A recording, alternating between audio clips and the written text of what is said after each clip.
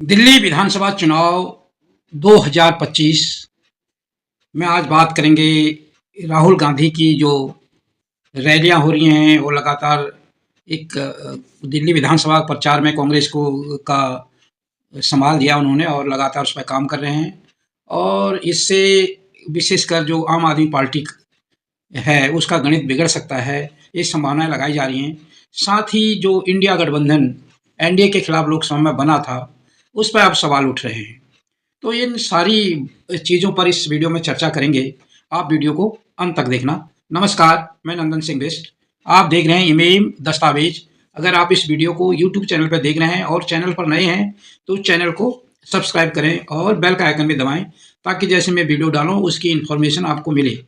अगर आप इसको मेरे दूसरे सोशल मीडिया प्लेटफॉर्म पर देख रहे हैं तो वहाँ पर हमें लाइक करें, फॉलो करें और ज्वाइन करें। वीडियो को अपने दोस्तों को ज़्यादा से ज़्यादा शेयर करते रहें। कांग्रेस सांसद राहुल गांधी ने मंगलवार को आज के दिन राजधानी का दौरा करते हुए एक वीडियो शेयर किया।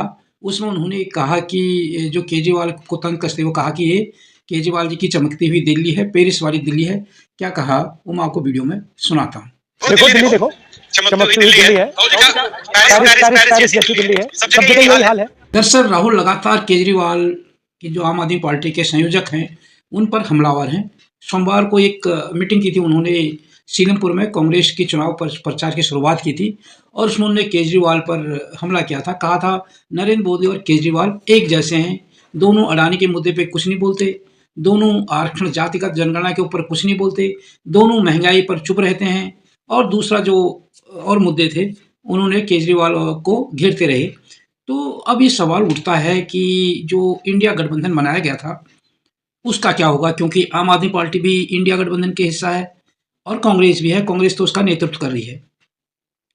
कुछ चीज़ें ऐसी हुई हैं इस बीच जिनको सोचना, जिन पर विचार करना जरूरी है। बात यह है इंडिया गठबंधन को लेकर, जब महाराष्ट्र में इंडिया गठबंधन की हार हुई तो ममता बनर्जी का एक बयान आया कि अगर इन लोगों से नहीं संभलता इंडिया गठबंधन सही ढंग से तो मैं इसका नेतृत्व करने के लिए तैयार हूँ। इसके बाद अरविंद केजरीवाल और फिर दूसरे लोगों ने लगातार उसका समर्थन शुरू किया।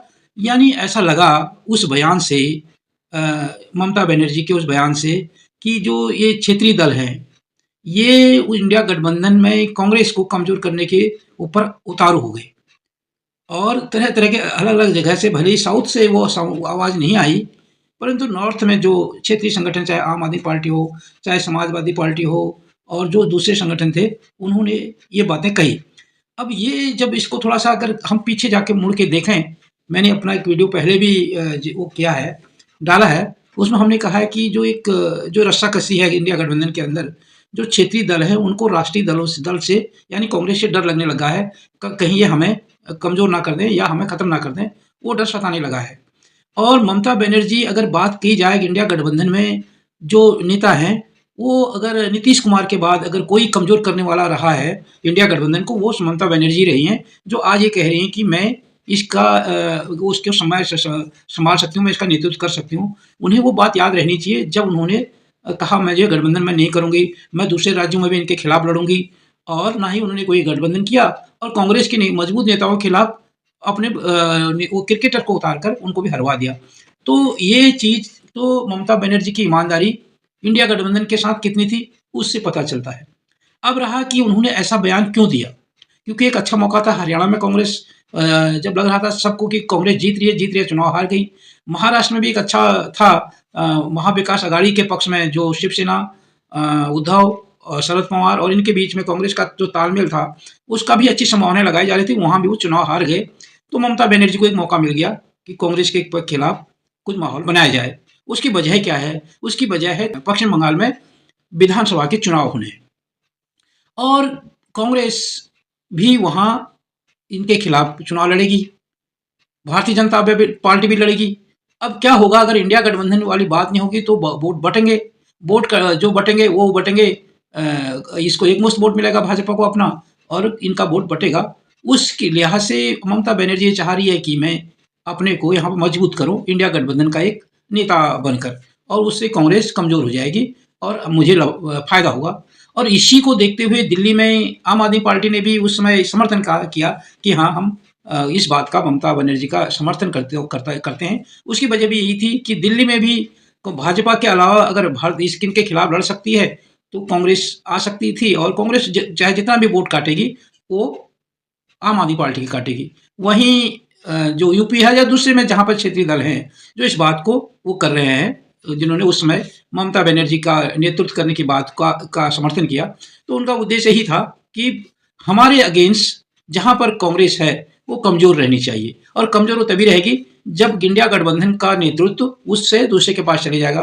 तो कांग्रेस अभी जो सुपर हमको सामने दिख रही है और इंडिया गठबंधन का जो नेतृत्व करके ऐसा लग रहा है कि हम उसके अंडर काम कर रहे हैं, उससे हम बाहर निकल जाएंगे। ये एक राजनीतिक बहुत बड़ी कोशिश थी ममता बनर्जी की भी, जबकि ममता बनर्जी पहले अपने को इंडिया गठबंधन से बातों में तो ये कहती रही कि मैं इंडिया गठबंधन के साथ हूँ, परंतु प्रैक्टिकली और जमीनी स्तर पर वो नीतीश के बाद सबसे ज्यादा घातक थी इंडिया गठबंधन के लिए।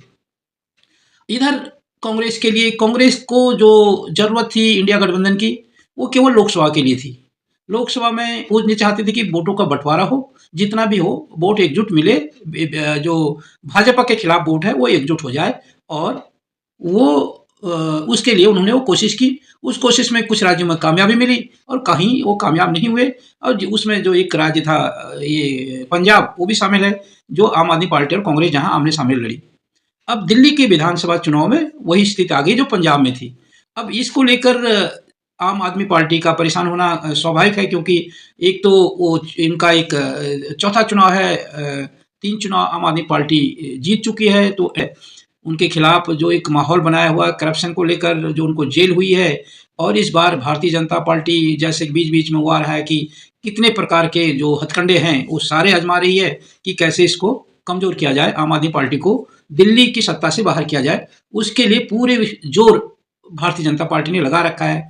अगर इधर कांग्रेस भी अगर जोर लगाती है तो जो वोट कांग्रेस के पास जाएगा वो जाएगा आम आदमी पार्टी का, उतना वोट कम होगा।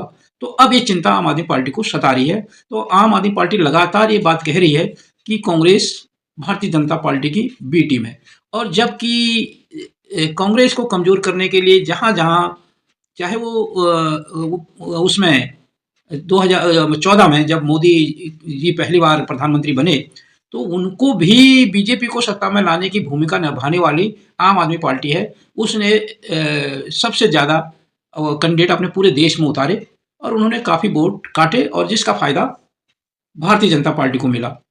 वहीं अलग-अलग राज्यों में चुनाव लड़कर उन्होंने कांग्रेस के वोट काटे, और उसका लाभ बीजेपी को मिला। तो ये समीकरण अब दिल्ली में ऐसा लग रहा है, क्योंकि दिल्ली में आम आदमी पार्टी इस बार सबसे मजबूत है, और जो नुकसान होगा, तीसरा जो ताकत मजबूत होगी वो जो होगी वो आम आदमी पार्टी की कीमत पर मजबूत होगी, यानी वो जितनी भी मजबूत होगी वो आम आदमी पार्टी को उतना कमजोर करेगी। ये समीकरण दिल्ली का बन रहा है। अब ये मुश्किलें बढ़ा रहा आम आदमी पार्टी की। अब इसमें जो विशेषकर कांग्रेस की अगर बात करें, इससे कांग्रेस का तो जितना भी होना है इसमें बेनिफिट ही होगा। कांग्रेस खोने के लिए दिल्ली में कुछ है ही नहीं कांग्रेस के पास, और जो भी होगा उसको लाभ ही होगा, नुकसान होने का तो कोई गुंजाइश है नहीं। तो कांग्रेस तो इस उससे लड़ रही है। और बात रही इंडिया गठबंधन की, इंडिया गठबंधन दिल्ली में भली लोकसभा में था, तो उसके परिणाम जो देखे गए कि इतना जो आम आदमी पार्टी के जो वो थे विधायक थे या जो पार्षद थे, उन्होंने अपने उम्मीदवारों के लिए भी काम ईमानदारी से नहीं किया। परिणाम ये हुआ कि सारी सीटों पर बीजेपी जीती, क्योंकि काम ईमानदारी से नहीं किया गया। और दूसरे राज्यों में कांग्रेस का, जैसे उत्तर प्रदेश में है, कांग्रेस का समाजवादी पार्टी के साथ अंडरस्टैंडिंग है, और समाजवादी पार्टी को भी 2027 के विधानसभा चुनाव में कांग्रेस की जरूरत है, अगर वो चाहती है हम सत्ता में आए। बिहार की बात करें, बिहार में राष्ट्रीय जनता दल के साथ कांग्रेस का गठबंधन पहले से ही है, इंडिया गठबंधन से पहले, तो वो भी, उसको भी कोई फर्क पड़ने वाला नहीं है। बात रही साउथ में कांग्रेस का ऑलरेडी तमिलनाडु में डीएमके से गठबंधन पहले से होता रहा है, जब इंडिया गठबंधन नहीं था। तो ये स्थिति सारी साउथ, और वहाँ पर जहाँ बात करें महाराष्ट्र की, महाराष्ट्र में भी वो गठबंधन महा विकास आघाड़ी का वो पहले से चला आ रहा है। तो जो असर पड़ रहा है ये पड़ेगा केवल जहाँ पहले से भी देखा गया, पंजाब में, दिल्ली में। और जम्मू कश्मीर की बात करें, जो फारूक अब्दुल्ला के बार बार जो बयान आते हैं इंडिया गठबंधन को लेकर, तो वहाँ भी कांग्रेस और नेशनल कॉन्फ्रेंस की पहले से ही अंडरस्टैंडिंग रही है। तो ये सारे जो है कांग्रेस के जो वो उसमें जुड़े हुए हैं पार्टियां, वो वही हैं कांग्रेस को जो पहले से भी इंडिया गठबंधन पहले से भी कांग्रेस के साथ थे। तो कांग्रेस की नज़रों में तो इंडिया गठबंधन को कोई फर्क नहीं पड़ना। अब बात रही जिनके साथ फर्क पड़ना है, लोकसभा में उनके साथ जुड़ने से भी कांग्रेस को कोई लाभ हुआ नहीं था।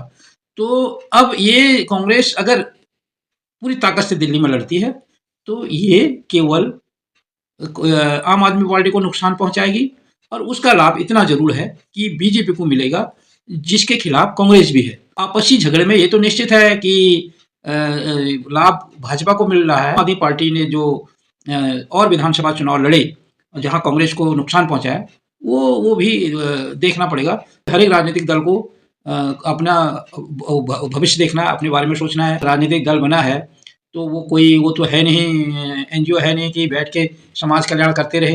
तो उनको चुनाव लड़ना उनका दायित्व है। मान रहे थे कि हम कांग्रेस को यूज करेंगे, और जहां जहां हम हैं, जहां जहां ये क्षेत्रीय संगठन है, वहां कांग्रेस को कमजोर कर दें। चाहे वो दिल्ली में है, पंजाब में है। दिल्ली और पंजाब में आम आदमी पार्टी चाहती है कांग्रेस जीरो हो जाए।